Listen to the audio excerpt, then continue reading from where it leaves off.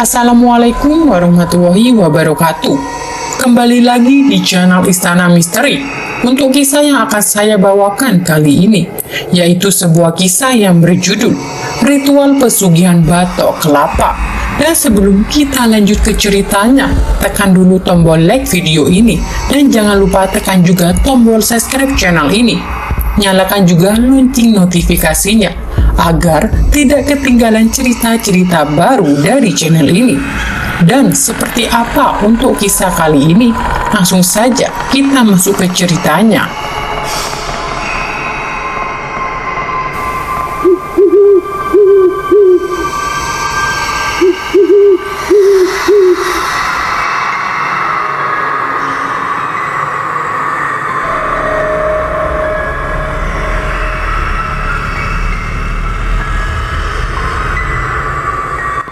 Pada tahun 2021, Irfan adalah seorang saudagar hewan yang memiliki 50 ekor sapi. Hidupnya tampak cerah dengan prospek keuntungan yang menjanjikan. Untuk memperbesar usahanya, dia memberanikan diri meminjam uang sebesar 2 miliar rupiah dengan jaminan rumahnya.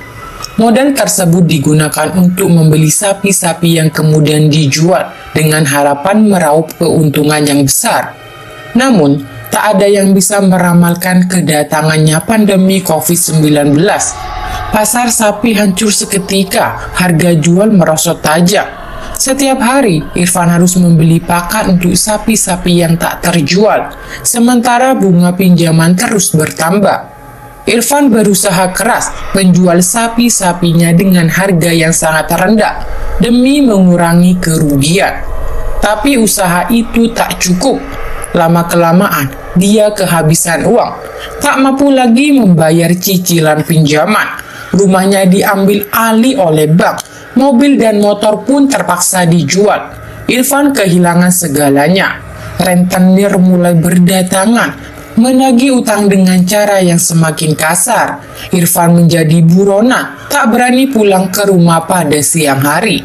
Dia hanya berani pulang malam hari dengan mematikan lampu agar terlihat rumah kosong.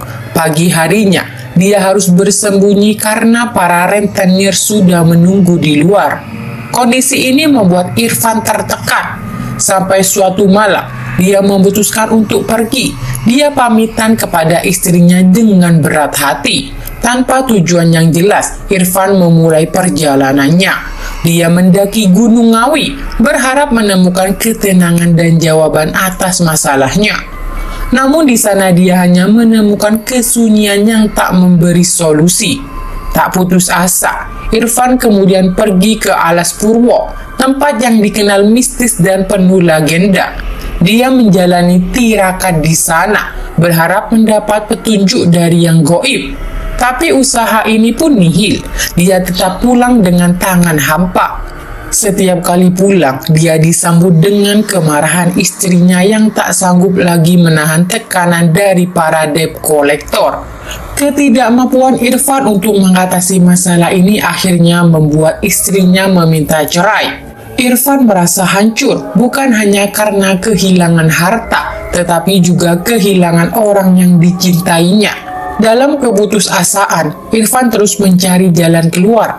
Namun yang dia temukan hanyalah kesunyian dan kebingungan. Setiap langkah terasa berat, setiap harapan terasa hampa.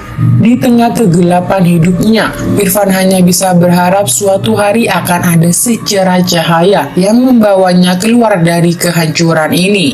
Irfan terus mencari jalan keluar. Dia bertanya kepada teman-temannya, mendengar saran untuk mencari orang pintar atau kiai yang mungkin bisa membantu.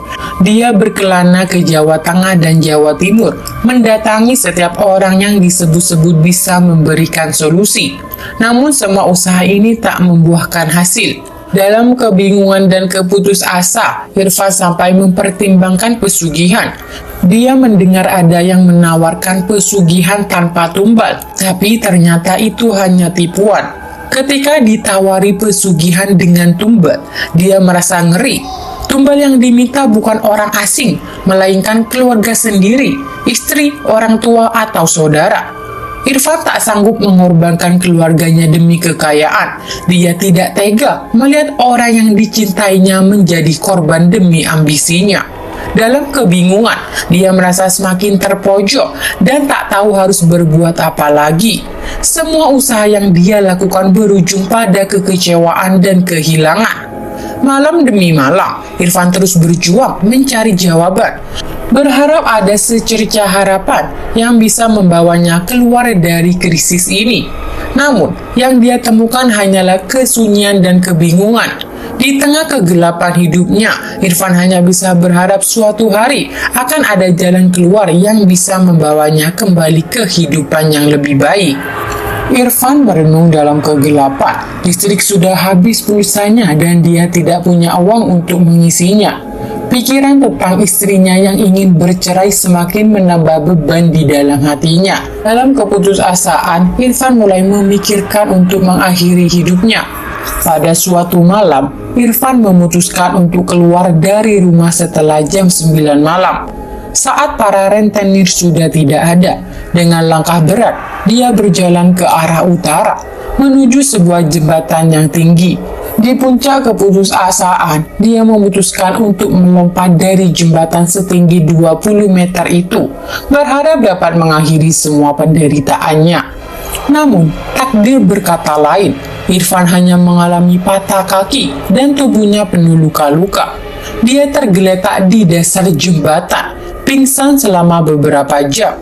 Ketika sadar, dia merasakan sakit yang luar biasa di kakinya yang bengkak dan tubuhnya yang memar. Meski sudah berusaha mengakhiri hidupnya, Irfan masih tetap hidup. Seorang pria yang kebetulan lewat melihat Irfan dan segera menolongnya. Pria itu membawa Irfan ke rumahnya, merawat lukanya dengan baik, dan menawarkan bantuan. Pagi harinya, pria itu berusaha mengantar Irfan pulang, tetapi Irfan menolak dan meminta untuk diantar malam hari agar tidak bertemu dengan rentenir. Ketika malam tiba, pria menolong Irfan mengantarkan pulang. Mereka menemukan rumah Irfan dalam gelap karena pulsa listrik sudah habis. Pria itu dengan kebaikan hati membantu mengisi pulsa listrik sebelum berpamitan. Dalam kesunyian rumahnya yang kini terang, Irfan kembali merenung. Meski upaya bunuh dirinya gagal, tekanan dari hutang dan ancaman dari rentenir tetap menghantuinya. Istrinya masih bersikeras ingin bercerai.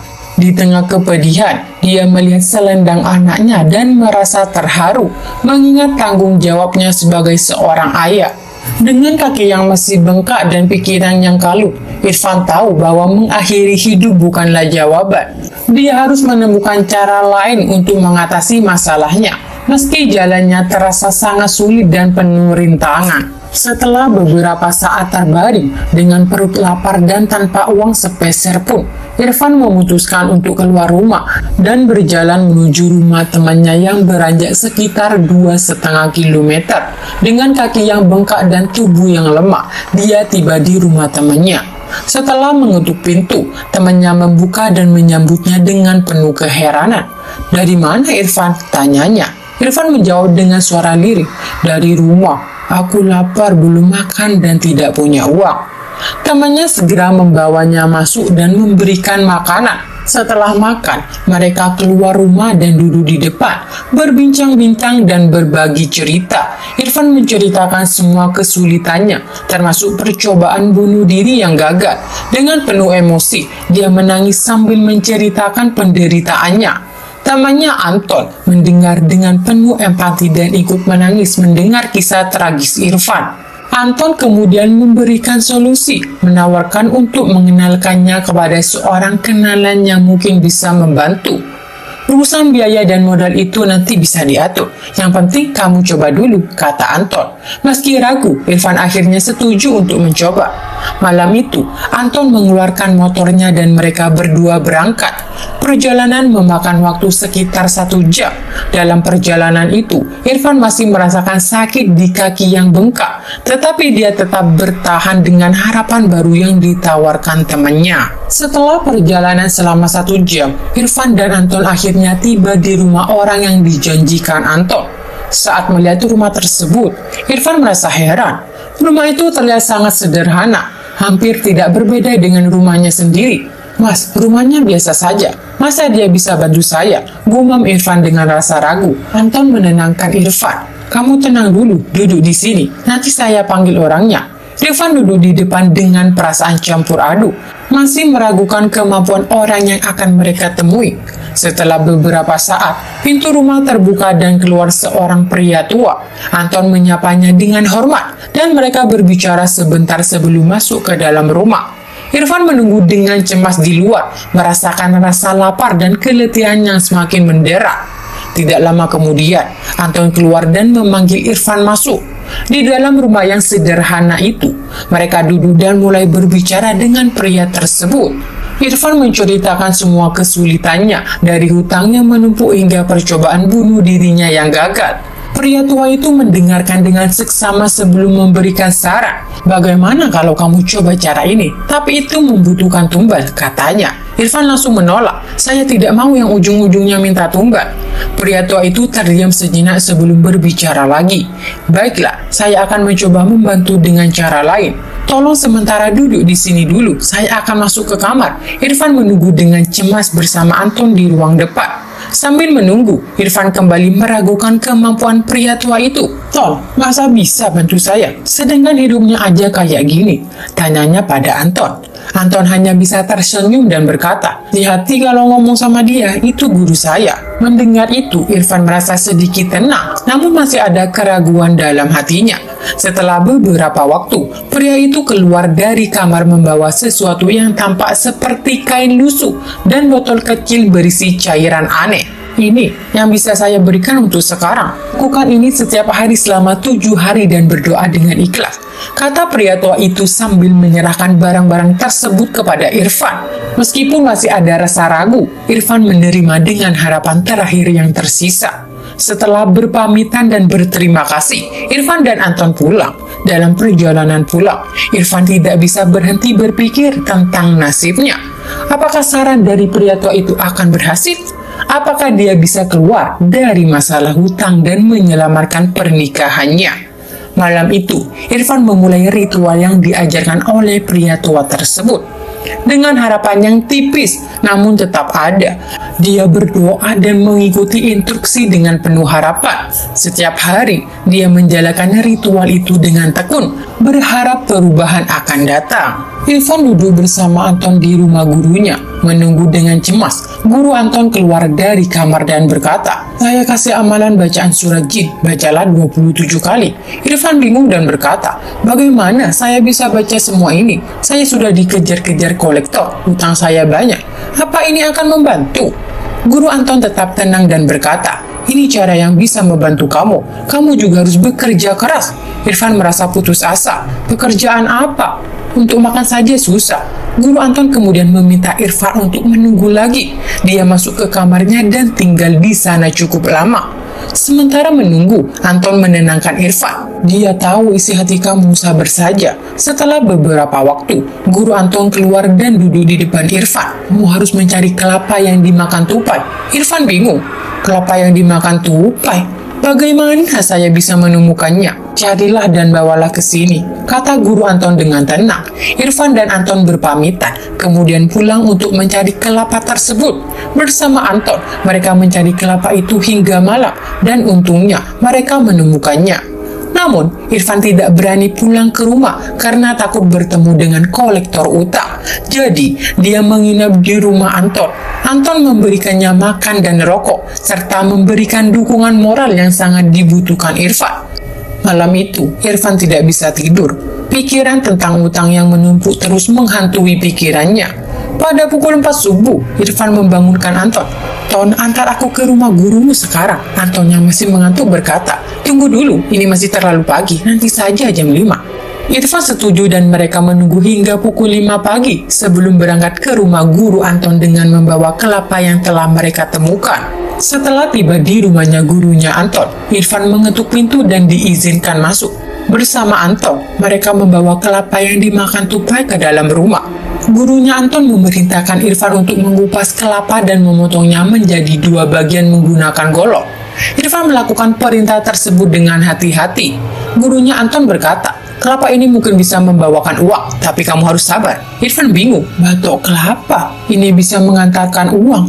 Namun, gurunya hanya menyuruhnya menunggu dan bilang bahwa nanti pasti ada hasilnya. Setelah selesai, Irfan diizinkan pulang dan disuruh kembali jam 7 malam. Ia kembali ke rumah Anton, di mana ia diberi makan dan diberi dukungan moral. Malam harinya, Anton dan Irfan berangkat kembali ke rumah gurunya. Di malam hari, Irfan ditempatkan di sebuah pasar kampung di bawah pohon asem.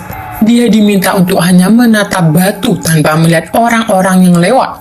Irfan merasa frustasi karena tidak ada hasil yang terlihat, dan batu itu tampaknya tidak mengubah nasibnya. Setelah beberapa waktu, Anton menjemput Irfan dan membawanya pulang ke rumah gurunya. Irfan merasa kecewa karena tidak ada uang yang muncul dari batu itu. Ia bertanya kepada gurunya, "Kenapa ini tidak membawakan hasil? Saya dulu juragan sapi, sekarang malah disuruh ngemis." Gurunya Anton merasa marah dan berkata, "Apa kamu tidak mau mengatasi utangmu? Kamu harus siap melakukan apa saja untuk menyelesaikan masalahmu." Setelah mengikuti saran gurunya Anton, Irfan merasa sedikit ragu, tetapi tetap memutuskan untuk mengikuti instruksi. Ia memakai topi untuk menutupi wajahnya dan mengoleskan arang pada wajahnya agar tidak dikenali orang. Di pasar, Irfan duduk di bawah pohon dengan batok kelapa yang sudah dibersihkan, memegangnya di tangan kiri dan membaca amalan dari hati sesuai petunjuk gurunya. Ia merasa aneh karena meskipun biasanya orang yang mengemis mendapatkan uang kecil seperti 1.000 atau 2.000, hasil yang ia terima jauh lebih banyak. Setiap kali ia melihat batok kelapa itu, uang yang ia terima terus bertambah, bahkan mencapai Rp50.000 hingga Rp100.000 dalam kantongnya. Ketika waktu menjelang sore, gurunya Anton datang menjemput Irfan. Mereka kembali ke rumah gurunya Anton, dan Irfan menyampaikan bahwa ia merasa takut pulang karena kolektor utang yang masih mengejarnya. Gurunya Anton menawarkan untuk Irfan tinggal di rumahnya sementara. Di rumah gurunya Anton, Irfan menghitung uang yang ia peroleh.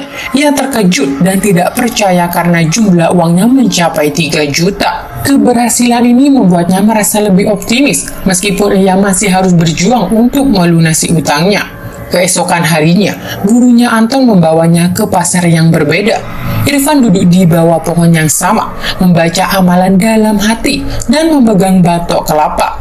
Hasilnya sangat memuaskan. Ia kembali menerima uang dalam jumlah besar. Saat sore tiba, gurunya Anton menjemput Irfan lagi dan membawanya pulang ke rumahnya.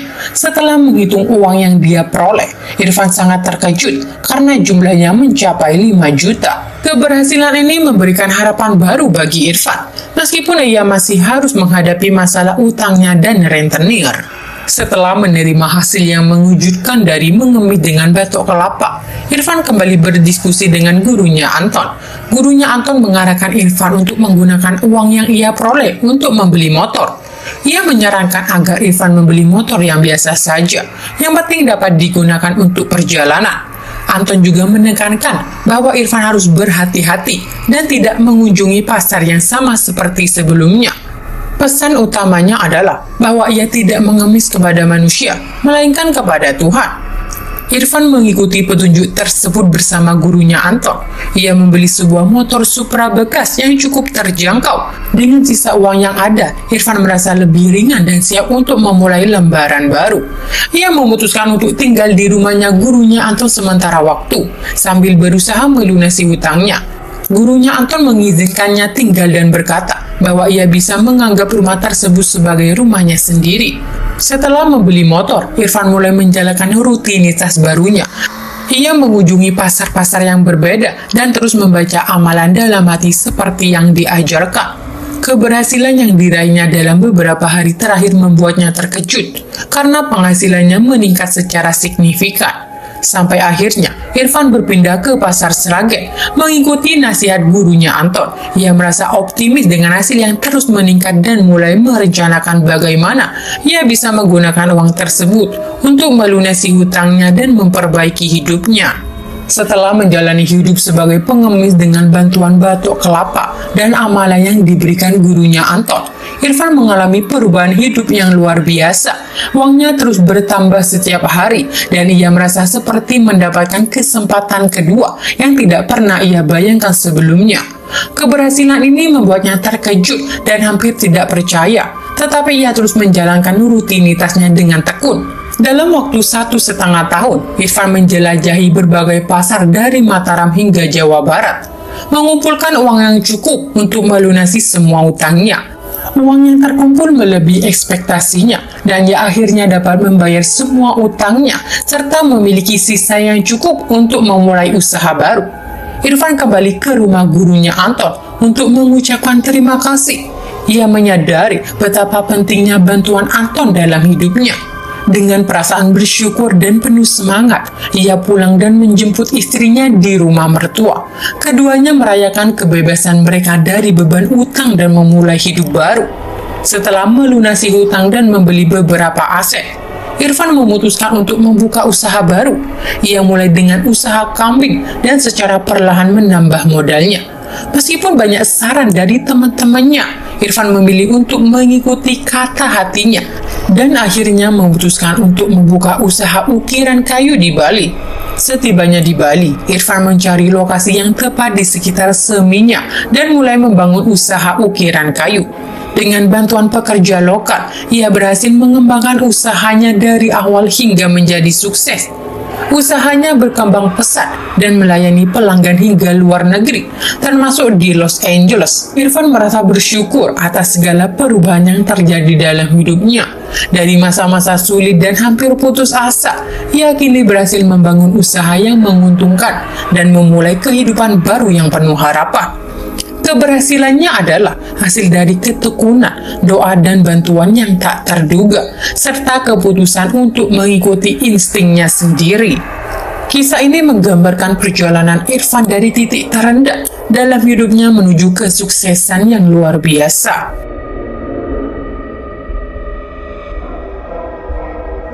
Baik teman-teman, sekian untuk kisah kali ini. Bagaimana menurut kalian tentang kisah ini? Tulis di kolom komentar, dan buat teman-teman yang baru bergabung, jangan lupa untuk like, komen, share, serta subscribe channel ini. Dan nantikan kisah-kisah horor berikutnya, tetap di channel Istana Misteri. Terima kasih. Wassalamualaikum warahmatullahi wabarakatuh.